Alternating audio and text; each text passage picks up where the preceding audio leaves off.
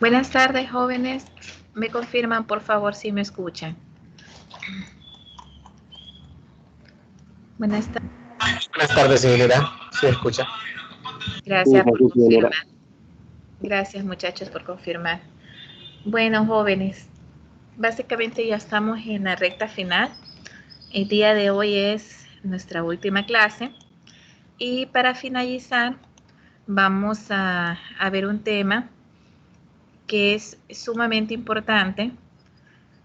Definitivamente, pues, y lamentablemente por el tiempo y por otras situaciones no fue posible poder abarcar pues todos los temas que se tenían planificados, pero al menos vamos a tratar de que los temas más importantes pues los podamos, los hayamos podido haber visto, ¿verdad? Y no solamente verlos, sino también entender qué son, ¿verdad? Eso es lo importante. Realmente no es la cantidad, sino la calidad propiamente de la información que ustedes vieron y cómo esa información les va a ayudar en un futuro, ya sea para sus situaciones o para su vida personal, como para su vida profesional, a poder tomar decisiones acertadas en cuanto a lo que son decisiones financieras. Uno de los temas que es muy importante y que incluso lo hemos visto y lo pudimos ver en el capítulo 3 a grandes rasgos, fue el tema de apalancamiento. Vimos cómo incluso en las razones sociales hubo una parte que se tocó propiamente y se vio propiamente el tema de apalancamiento, porque básicamente es una herramienta muy importante que definitivamente financieramente se ha utilizado y se sigue utilizando. Pero, ¿qué es el concepto como tal de apalancamiento? ¿Por qué es tan importante para nosotros el apalancamiento? Primero que todo, el apalancamiento se refiere a los aspectos que tienen los costos fijos sobre el rendimiento que ganan los accionistas. Por lo general, a mayor apalancamiento, se traduce en rendimientos más altos, pero más volátiles. Ya habíamos visto nosotros cómo muchas veces cuando hacíamos o cuando invertíamos, y generalmente hay una reacción bastante, podríamos decir bastante directa, porque cuando nosotros invertimos alguna cantidad de dinero, invertimos en algún nuevo proyecto, básicamente cuando mayor es el interés o cuanto mayor es el porcentaje que nosotros vamos a recibir por esa inversión, mayor es el riesgo que podemos correr. Entonces decimos que en este caso, los administradores pueden limitar el efecto de apalancamiento adoptando estrategias que dependen en mayor medida de los costos variables que de los fijos. No sé si ustedes ya lograron ver el video propiamente de apalancamiento, pero básicamente, financieramente, el apalancamiento no es más que poder hacer inversiones o poder invertir con dinero de terceros como tal. Entonces, obviamente esto lleva consigo un riesgo, porque qué tal, imagínense que sacamos un préstamo para invertir en la compra, por ejemplo, de un terreno, y al final el terreno pues está en una zona inundable, o el terreno que compramos está en un lugar donde definitivamente el día de mañana pues no vamos a poder tener un retorno de esa inversión como tal. Entonces, tenemos un ejemplo. Por ejemplo, uno de los dilemas básicos que enfrenta la empresa consiste en decidir si fabrican sus propios productos o si contratan o si los subcontratan. Es decir, si básicamente se dedica a producir o simple y sencillamente a empaquetar esos productos y a venderlos, ¿sí? Y obviamente ellos no van a producir, ellos no van a cargar con todo ese costo de producción, sino que tienen personas que lo van a producir. Veamos ese escenario como una compañía que realiza su propia manufactura, es decir, que puede invertir miles de millones en fábricas alrededor del mundo. Estas fábricas, ya sea que funcionen o no, siempre van a generar costos. Es decir, si nos presentan las dos opciones y nos dicen, bueno, ustedes son una empresa manufacturera y ustedes o se dedican a producir o se dedican a subcontratar o van a subcontratar como tal. Entonces, supongamos que nos arriesgamos y decimos, no, nosotros vamos a producir. Pero es decir, vamos a producir, no solamente producir, sino que significa invertir en propiamente, invertir en infraestructura, en tener ya maquinaria que se necesita, si necesitamos tener más sucursales, en abrir esas sucursales. Independientemente que produzca o no produzca, siempre van a generar un costo, porque ahí están. En cambio, si nosotros venimos y decimos, no, vamos a subcontratar y a producción, entonces obviamente el costo operativo, costo administrativo propiamente de la producción como tal, no recaería en nosotros, ¿sí? Sino que básicamente todo lo que es la parte de producción, los costos de manufactura, pues básicamente se eliminarían, es decir, no se necesitarían pagar y únicamente los costos de una empresa como estas son más variables y por lo general aumentan y disminuyen de acuerdo con la demanda, ¿verdad? Entonces, obviamente, nosotros vamos a comprar si subcontratamos, dependiendo de lo que vayamos a necesitar. Tenemos que los administradores pueden influir en el apalancamiento con sus decisiones acerca de cómo recaudar dinero para operar la compañía. El monto de apalancamiento en estructura de capital de la empresa, es decir, la mezcla entre lo que es la deuda a largo plazo y el capital, que es el patrimonio patrimonial como tal, puede variar significativamente su valor al modificar el rendimiento y el riesgo. Esto quiere decir, jóvenes, que cuanto mayor es el monto de la deuda que emite una compañía, mayores son los costos de reembolso. Y estos costos se deben pagar independientemente de cómo se vendan los productos de la empresa. Debido al efecto tan fuerte que tiene el apalancamiento sobre las compañías, el gerente financiero debe de saber cómo medirlo y evaluarlo, en particular cuando toma decisiones de estructura de capital.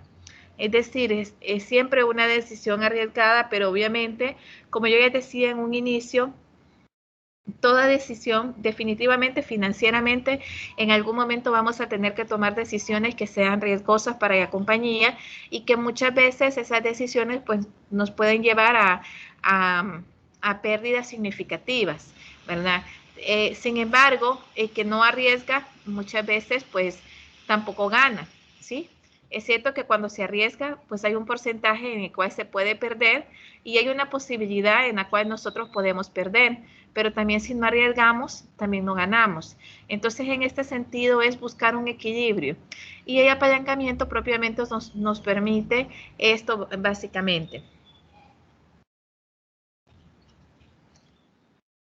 Tenemos que, en cuestión de apalancamiento, tenemos dos escenarios significativos. Es decir, tenemos apalancamiento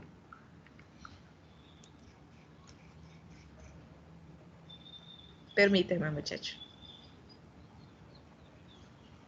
Tenemos lo que es el apalancamiento operativo y tenemos lo que es el apalancamiento financiero.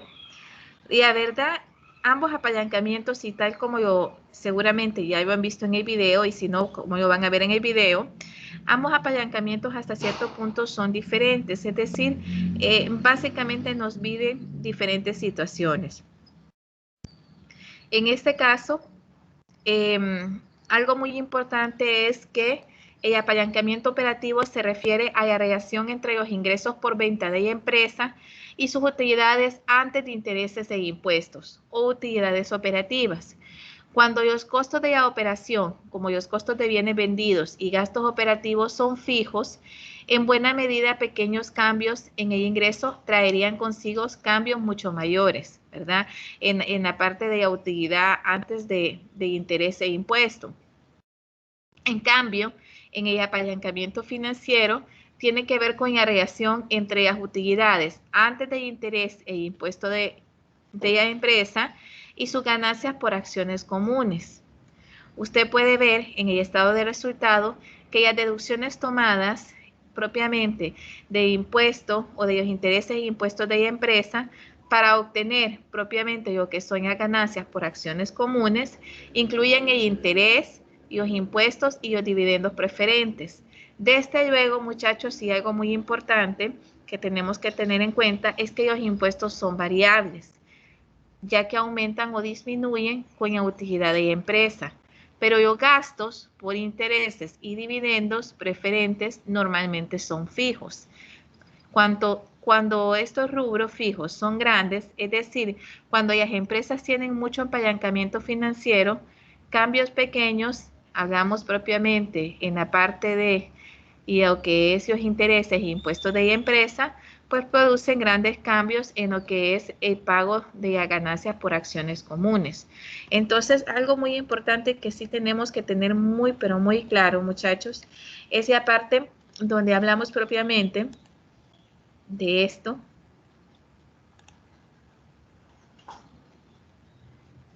De esta parte donde nos dice que se refiere a los efectos que tienen los costos fijos sobre los rendimientos que ganan los accionistas. Por eso es que muchas veces, y en los ejemplos que hemos visto y en el ejemplo que vimos anteriormente, para nosotros es preferible el aumento propiamente de los costos variables y disminuir los costos fijos, porque aquellos costos fijos, muchachos, independientemente de que produzcamos o no produzcamos, igual vamos a tener que pagar.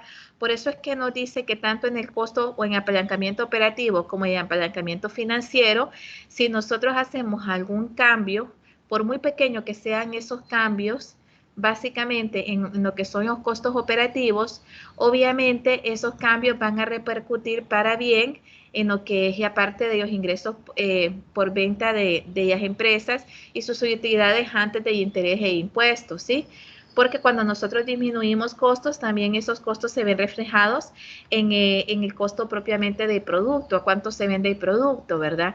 Entonces, y obtendríamos una mayor ganancia. Y lo mismo pasa con el apalancamiento financiero. Por eso vemos bastante hoy en día que muchas empresas prefieren tener el outsourcing.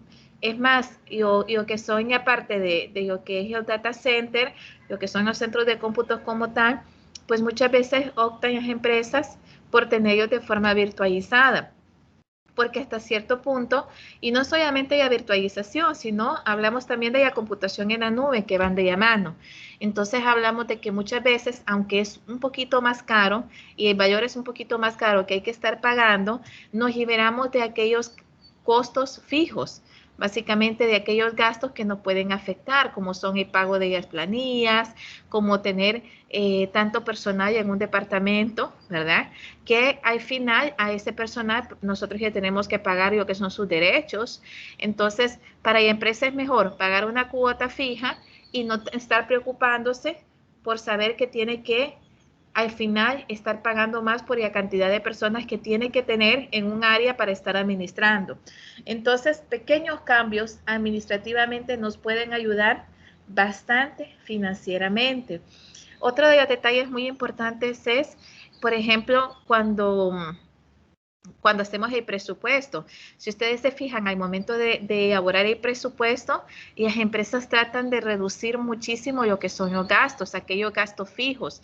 Por ejemplo, la materia prima, tener un mayor control de la materia prima, tener un mayor control de inventario. ¿Por qué? Porque todas esas áreas como tal son áreas donde se necesitan bastantes recursos para mantenerlos. Y si hay desperdicio, por ejemplo, en la materia prima, esto implica que necesitamos tener más disponibilidad y al final estamos teniendo un dinero invertido ahí que lo estamos malgastando, porque si no tenemos un control de la materia prima, puede suceder cualquier situación. Entonces, por eso es que el apalancamiento nos dice de que tanto el apalancamiento operativo como el apalancamiento financiero siempre se debe de tratar de poder disminuir en alguna medida lo que son aquellos costos fijos, ¿verdad? Porque esto ayudaría y va a ayudar obviamente a la empresa y se ve reflejado en las finanzas de la empresa. Si nos vamos al estado de resultado, vemos básicamente bien distribuido lo que es el apalancamiento operativo y el apalancamiento financiero. En cuanto al apalancamiento operativo, vemos la primera parte donde tenemos los ingresos por venta y los costos de los bienes vendidos. Recuerden que en estos costos de los bienes vendidos, y esto es muy importante que hagamos énfasis en esto, generalmente son costos, por ejemplo, que la empresa incurre, por ejemplo, en la traída propiamente de la materia prima, si es una materia prima que tiene que traer de Japón, por decir es algo, de otro país. Entonces, esos costos como tal propiamente se están incluyendo, pero más que esos costos, son aquellos costos de movilización por las ventas como tal. Entonces, aquí tenemos que tener mucho cuidado al momento de segmentar lo que son los costos de los bienes vendidos. Esto obviamente y a resta de los ingresos por venta menos los costos de los bienes vendidos nos da como resultado la utilidad bruta. Y esto al final, si lo restamos de los gastos operativos, pues nos va a dar como resultado la utilidad antes de intereses e impuestos. Entonces, toda esta parte, muchachos, y la primera parte pertenece a lo que es el apalancamiento operativo, ¿sí?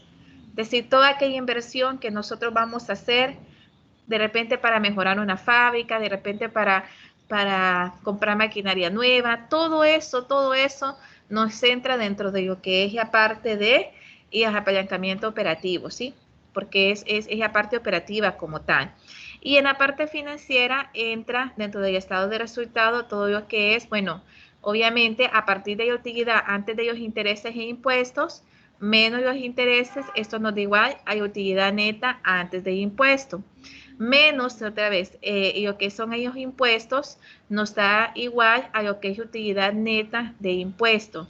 Menos los dividendos de los accionistas preferentes, nos da igual a las ganancias disponibles para los accionistas comunes. Y recuerden que de ahí nosotros generamos lo que son las ganancias por acción. Si nosotros disminuimos, si logramos disminuir los costos, obviamente al final y la distribución o las ganancias que demos a nuestros socios, pues va a ser mucho mayor. Si tenemos más gastos y incrementamos nuestros gastos tanto operativos como financieramente, pues esto se va a ver simple y sencillamente, jóvenes, reflejados al final de cada año en lo que son las utilidades propiamente de la empresa y por lo tanto en el valor que se va a distribuir a cada uno de los accionistas o socios. Ambos forman lo que es el apalancamiento total, que el apalancamiento total es el efecto combinado del apalancamiento operativo y el financiero, y se refiere a la relación entre los ingresos por venta de las empresas y sus ganancias por acción.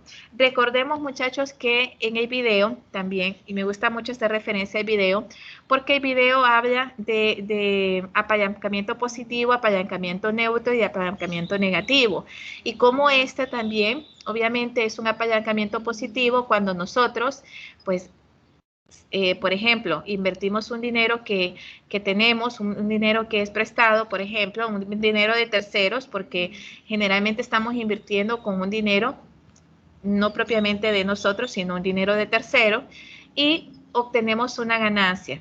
Pagamos nuestros intereses, pagamos nuestro préstamo, lo que tengamos que pagar, y siempre obtenemos una ganancia. Este es un apalancamiento positivo. En cambio, hay aquellos apalancamientos que invertimos un dinero, pero al final lo que nosotros obtenemos como tal, básicamente es una pérdida. Y aparte de eso, tenemos que estar pagando nuestro préstamo. Entonces, en este caso, es un apalancamiento negativo.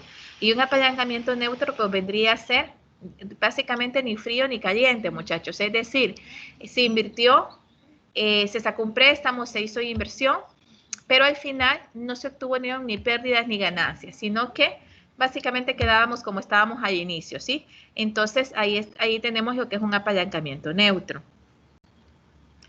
No sé si hasta aquí tienen alguna pregunta con el apalancamiento, muchachos.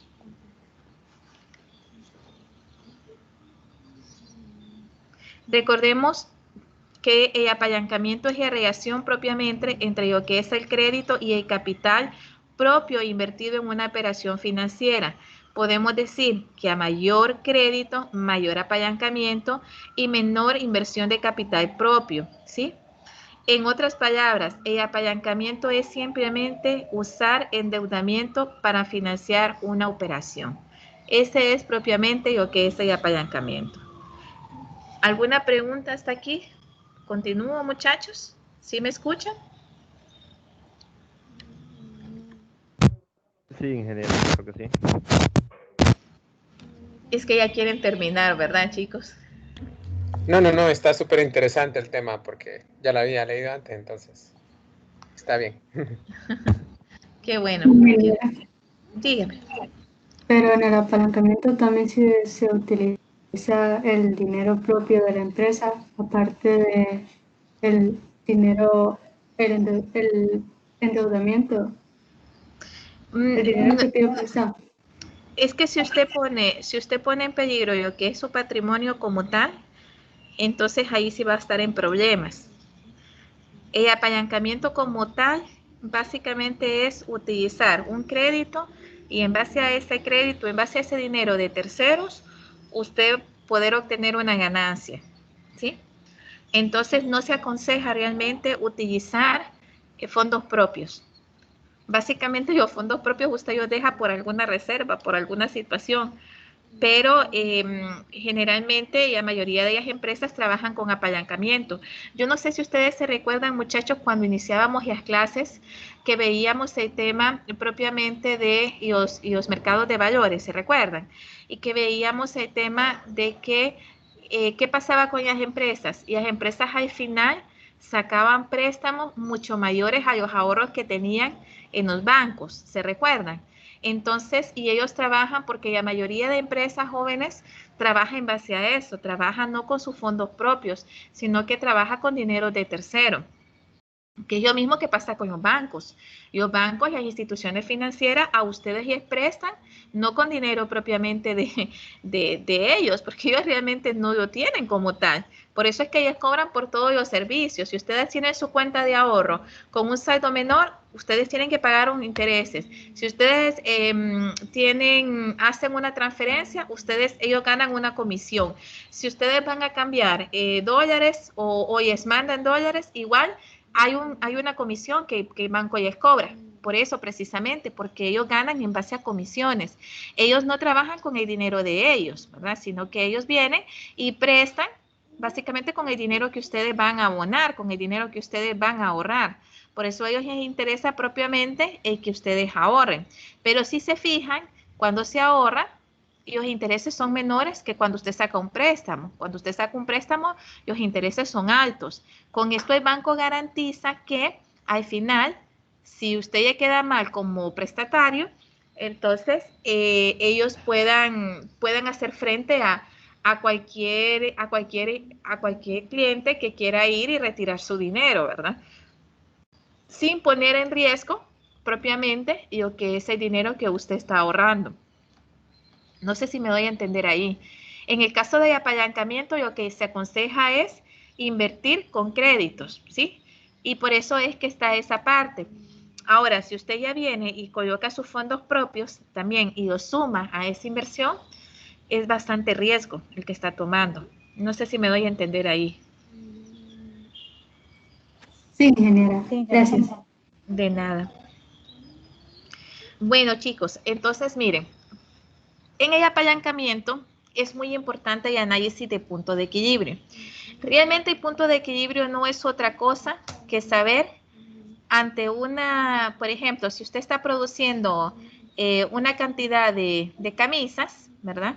Obviamente, para producir esas camisas, usted gasta, usted invierte, y usted invierte materia prima, y usted pone personal para que trabajen en la producción,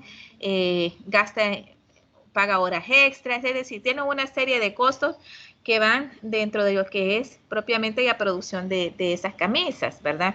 Entonces, ¿cuánto tendría que producir, cuánto tendría que vender, mejor dicho, para que usted pueda obtener ganancia de lo que usted acaba de producir, es decir, de las camisas? ¿Cuántas camisas debería vender la empresa para realmente llegar a su punto de equilibrio? Obviamente en el punto de equilibrio hablamos que no tenemos ni pérdidas ni ganancias, es decir, que que lo que invertimos al final lo vamos a recuperar. Eso es lo que nos quiere decir. Pero si nosotros vendemos más del valor del punto de equilibrio, entonces ahí sí ya vamos a tener ganancia. Entonces en eso, muchachos, básicamente el punto de equilibrio nos indica propiamente eso, el nivel de operaciones que se requieren para cubrir todos los costos y permitir evaluar la rentabilidad relacionada con los diversos niveles de ventas. Se conoce también como análisis de costo, volumen y utilidad. Es importante, primero, determinar el nivel de operaciones que se requieren para cubrir todos los costos. Y segundo, evaluar la rentabilidad relacionada con diversos niveles de ventas. El punto de equilibrio, en este caso operativo de la empresa, es el nivel de ventas que se requieren para cubrir todos los costos operativos. Es decir, que no estemos perdiendo, muchachos, porque imagínense, estamos vendiendo y al final, y les pongo un ejemplo, ustedes vienen y dicen, bueno, yo me voy a dedicar a hacer joyas, ¿sí? Anillos, pulseras, cadenas y todo. Y yo voy a venir y entre todo lo que gasto con la materia prima, la mano de obra y todo, una pulsera, un anillo, cualquier tipo de esas joyas, me salen a un costo aproximado de 50 lempiras. Pero vengo yo y cuando voy a vender esa joya, no ya puedo vender a 50 lempiras. Porque si ya estoy vendiendo a 50 lempiras, básicamente es mi costo, ¿sí? Mínimo ya tendría que vender a 100 para poder tener alguna utilidad. Pero ¿qué pasa si ya vendo a 40? Pues más lejos de ganar, bien estoy perdiendo, estoy regalando mi trabajo, no estoy tomando en cuenta todas las consideraciones. Y eso es lo que muchas veces pasa, muchachos. Hay empresas que, bueno, hay personas que ponen empresas y realmente no miden cuáles son todos los costos que tienen, costos directos e indirectos, y en base a eso establecer un precio justo. Entonces, básicamente el punto de equilibrio nos ayuda a eso, nos ayuda a poder ver en qué momento nosotros podemos realmente estar o en qué punto y a utilidad antes de los intereses e impuestos son iguales a 0.1, es decir, hay un equilibrio entre lo que son sus costos operativos y cuánto es lo que usted va a necesitar vender propiamente para poder tener un equilibrio y al final poder obtener una ganancia. Tenemos que en el cálculo del punto de equilibrio operativo, este consiste en la clasificación de los costos de bienes vendidos y los gastos operativos en costos operativos fijos y variables. Los costos fijos son aquellos que las empresas deben de pagar en un periodo determinado, independientemente del volumen de ventas durante ese periodo. Estos costos generalmente son contractuales. Por ejemplo, la renta es un costo fijo. Como los costos fijos no varían con las ventas, usualmente los medimos en relación con el tiempo. Digamos, un ejemplo es, si la renta suele medirse como una cantidad mensual, los costos variables cambian de manera directa con el volumen de las ventas, ¿sí?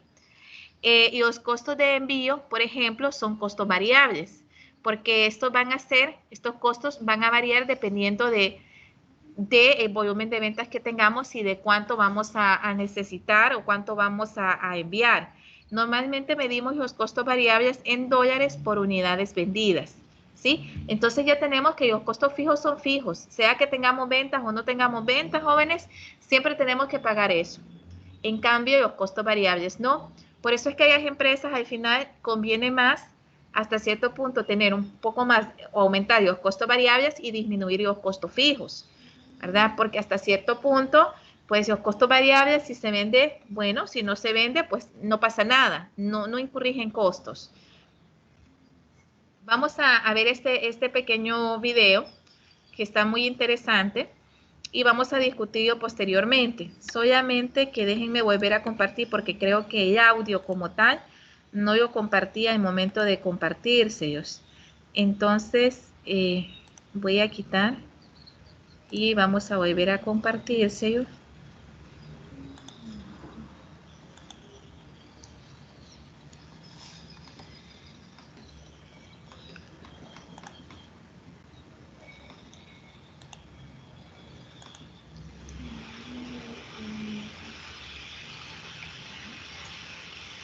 Hola, ¿qué tal? Escucha, A continuación muchachos. hablaremos Escuchan. sobre el punto de equilibrio en los costos de una empresa. Ya escucho. Ok, muy bien. El punto de equilibrio es el punto de actividad, medida en términos de unidades de venta, en donde los ingresos igualan los costos, es decir, donde la empresa no tiene ni utilidad ni pérdida. Calcular el punto de equilibrio permite conocer a partir de qué cantidad de ventas comenzaremos a generar ganancias. Saber si nuestro proyecto es viable, en tanto la demanda en el mercado sea superior a nuestro punto de equilibrio, y saber a partir de qué nivel de ventas puedo transformar un costo variable en fijo o viceversa, como por ejemplo pagar comisiones a vendedores versus abonarles un sueldo fijo. Veamos a continuación cuáles son los pasos de cálculo para el posterior análisis. Primero, deberemos definir los costos de la empresa, incluyendo los de producción, ventas y administración, y excluyendo los financieros, tales como intereses por financiaciones, y los impuestos. Segundo, separaremos los costos totales en variables y fijos. Tercero, calcularemos el costo variable unitario dividiendo los costos variables totales entre el número de unidades producidas. Y por último, aplicaremos la fórmula del punto de equilibrio, donde el punto de equilibrio es igual al costo fijo total dividido el margen de ganancia unitario. Este margen de ganancia unitario estará dado por la diferencia entre el precio de venta unitario y el costo variable unitario. El resultado se interpreta como la cantidad de unidades físicas que es necesario vender para cubrir los costos fijos y que la empresa no gane ni pierda. Hasta aquí el punto de equilibrio lo calculamos en unidades físicas. Pero cuando la actividad no es identificable en unidades, como es el caso de los servicios, o cuando hay varios bienes o productos, será necesario realizar el cálculo en unidades monetarias. Debemos introducir entonces un nuevo concepto que es la mezcla de productos. Esto es, en qué proporción se venden cada uno de los productos o servicios que la empresa ofrece.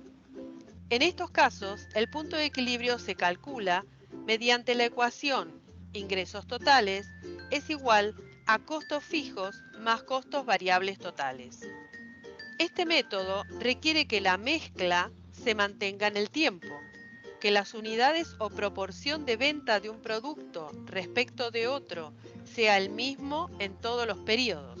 Si la mezcla de productos no se mantiene en el tiempo, cada vez que se produzca una modificación, cambiará el punto de equilibrio. Veamos cómo se conforma una mezcla de productos. Denominamos ancho de la mezcla al número de líneas de productos que una empresa produce y comercializa. Por ejemplo, productos A y B implican un ancho de 2. Largo de una mezcla es el número total de productos o ítems en la mezcla de la empresa. Por ejemplo, 3 marcas para el producto A y 2 marcas para el producto B implican un largo de 5. Profundidad de una mezcla es el número total de variaciones por producto, como pueden ser las variaciones de tamaño, sabor y cualquier otra característica distintiva. Por ejemplo, para el producto A y marca 1, tamaños small, medium y large, y versiones para nena y para varón, implica una profundidad de 6 para esa marca de producto en particular. Y por último, veremos la consistencia de una mezcla, que es la cercanía entre las diversas líneas de productos y su uso final, tal que las pueda llevar a ser suplementarias, complementarias o aisladas. Un ejemplo de productos complementarios podría ser indumentaria, calzado y accesorios haciendo juego. Al conocer los costos variables de cada producto y los costos fijos generales de la empresa, podremos definir distintas mezclas que permitan alcanzar el punto de equilibrio de acuerdo a la siguiente ecuación. Ingresos totales será igual a los costos fijos más los costos variables totales de las diferentes mezclas. Determinar el punto de equilibrio es esencial en el tipo de negocio. A través de él podremos determinar el nivel de ventas necesario para mantener la empresa en marcha en condiciones de rentabilidad razonable, en función del riesgo de la inversión realizada. Asimismo, es una herramienta estratégica a la hora de determinar la solvencia de la empresa. Si los ingresos se verifican al ritmo previsto para llegar al punto de equilibrio, la empresa será solvente. Caso contrario, habrá problemas de liquidez y la empresa deberá acudir al crédito para cubrir los costos fijos primero y luego los variables. Muchas gracias y hasta la próxima. ¿Qué les pareció el video, chicos? Cuéntenme.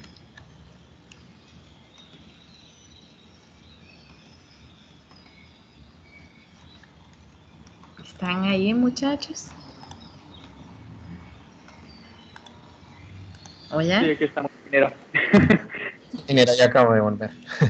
¿Verdad? Están un poco tímidos los muchachos ahorita. Sí, ya veo. Ya están emocionados, ¿verdad? Pues ya finalización. Bueno, muchachos, no sé si quedó claro el tema de punto de equilibrio. Traté de finalizar propiamente con ese video y propiamente con ese tema, porque como pudimos ver, el punto de equilibrio es fundamental. Es decir, básicamente ese, como su nombre lo dice, que al final nos va a permitir saber dónde tenemos que estar o dónde tomamos o dónde agarramos o dónde llegamos al equilibrio propiamente, donde básicamente no tenemos ni pérdida ni ganancia, sino que si vendemos eso, pues al final vamos a obtener lo que invertimos. Si vendemos más de ese punto de equilibrio, es decir, si teníamos clasificado un punto de equilibrio de 5.000, pero excedimos las ventas y vendimos 6.000, entonces quiere decir que al final vamos a obtener ganancia. No sé si hasta aquí quedamos claros o tienen alguna consulta, alguna duda adicional, muchachos. Ingeniero, Dígame, Lourdes. el punto de equilibrio entonces sería como para obtener un valor que le pueda asignar a algo que nosotros vendemos para no perder, ¿verdad? O O sea, sea, no tenemos ni ganancias ni pérdidas. exacto. El punto de equilibrio básicamente va a ser el que a nosotros nos va a permitir ver dónde la empresa no tiene ni pérdida ni ganancia, sino que básicamente si vende esa cantidad, va a retornar su inversión. Es decir, como cuando dicen, bueno, voy a hacerte el trabajo al costo, pues entonces básicamente así, no va a tener ni pérdida ni ganancia, simplemente va a obtener lo que invirtió. ¿Sí? Entonces el punto de equilibrio es lo que a uno le permite como administrador decir, bueno, si mi punto de equilibrio son 600 unidades, pues yo tengo que ver cómo vendo 1.000 unidades para poder tener una ganancia, porque el punto de equilibrio como tal solamente me va a determinar donde yo no voy a tener ni pérdidas ni ganancias, ¿sí? Es decir, son básicamente el punto de equilibrio es y a ventas mínimas que me van a igualar con los costos totales de los ingresos. Es decir, lo que yo vine y al final invertí en producir, en todo eso, ¿cuánto necesito vender para que no quede en negativo? Pues que esa producción no me vaya a afectar, sino que y empresa pues llegue a su punto de equilibrio. De ahí para allá, si nosotros pasamos el punto de equilibrio, entonces básicamente vamos a tener ganancias. Ok, No sé. ingeniera, gracias. De nada. ¿Alguna otra pregunta, chicos?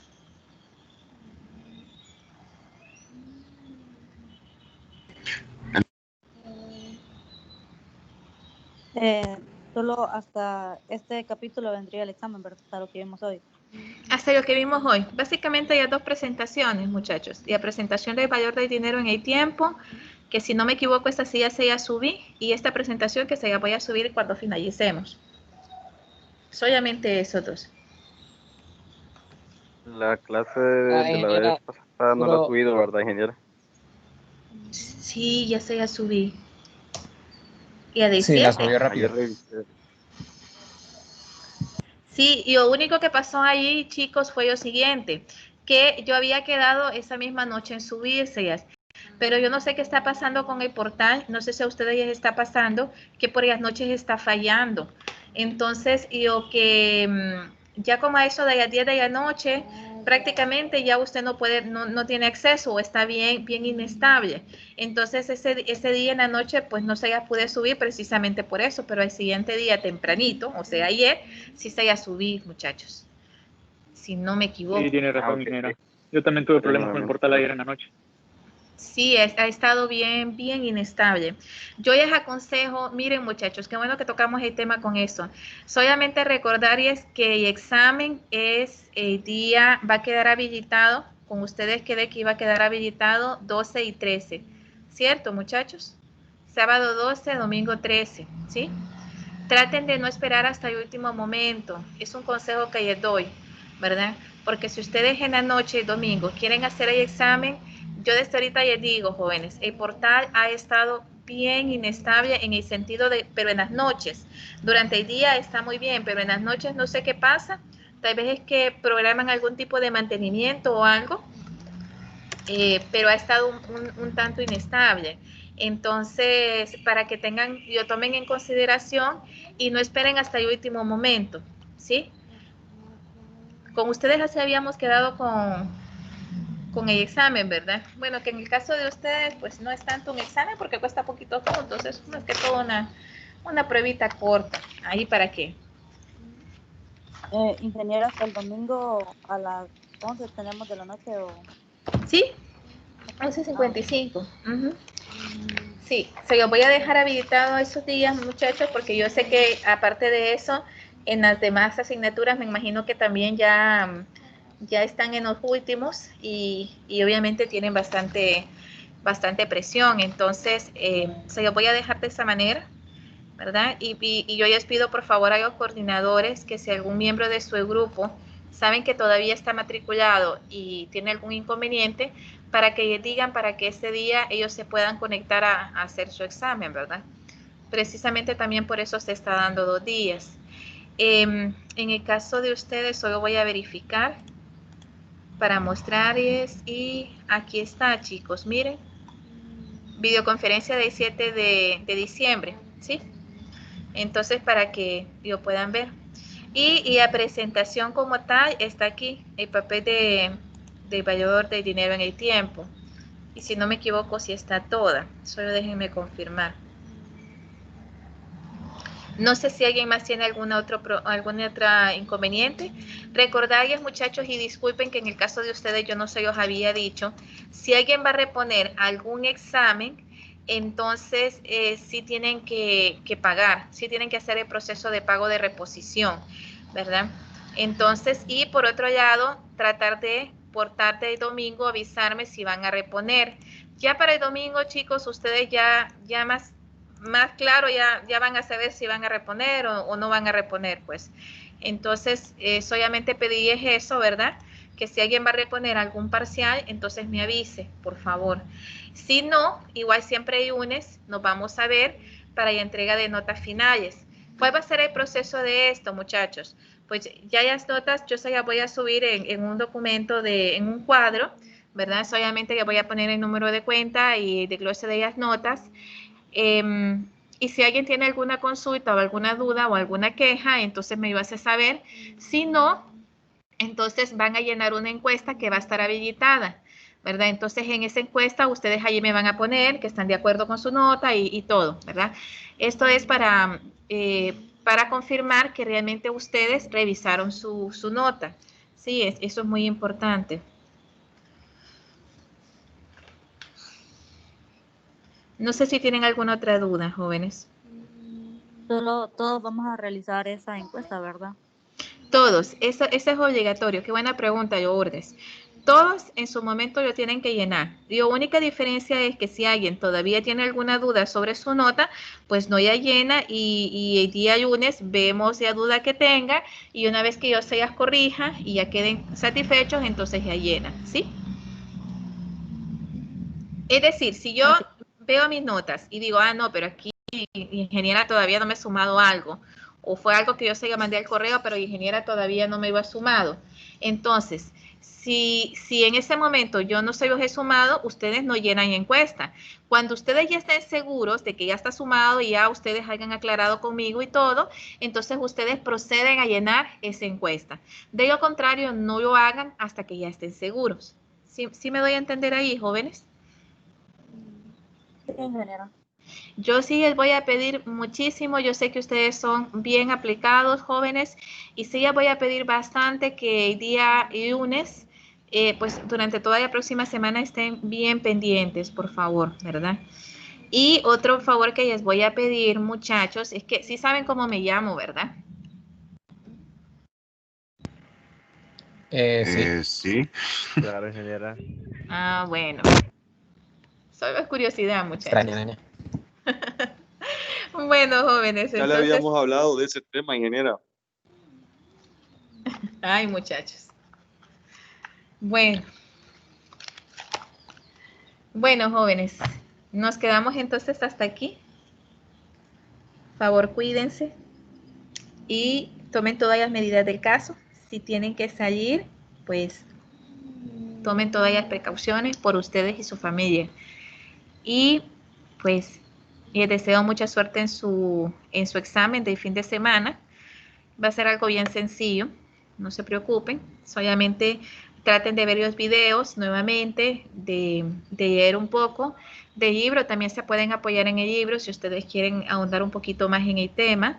Y bueno, muchachos, entonces nos quedaríamos hasta aquí. Cualquier cosa nos conectamos el día, bueno, no es que cualquier cosa, nos tendríamos que conectar el día lunes. Y pues ya desde ahorita, muchachos, pues agradecerles, ¿verdad? Por todo, por ser comprensivos, por su disponibilidad y animarlos a que sigan adelante, que sigan así. Y pues nada más, muchachos. Para mí fue un honor, un placer poderles haber brindado esta clase. Y espero que para ustedes también haya sido una clase que realmente les haya gustado, ¿verdad? Pues obviamente eso, chicos. Entonces, estamos en contacto, pendientes siempre del grupo de WhatsApp. ¿Ok? Gracias, ingeniera. Buenas noches. Gracias, ingeniera. Buenas noches. Muchas gracias, buenas noches. Feliz noche, jóvenes. Gracias, ingeniera. Muchas gracias, ingeniera. Buenas noches. Ingeniera, fue un placer. Gracias. De nada, chicos. Cuídense mucho. Feliz noche. Feliz noche, ingeniera. Gracias por todo el curso. Feliz noche, chicos. Feliz noche. Cuídense mucho.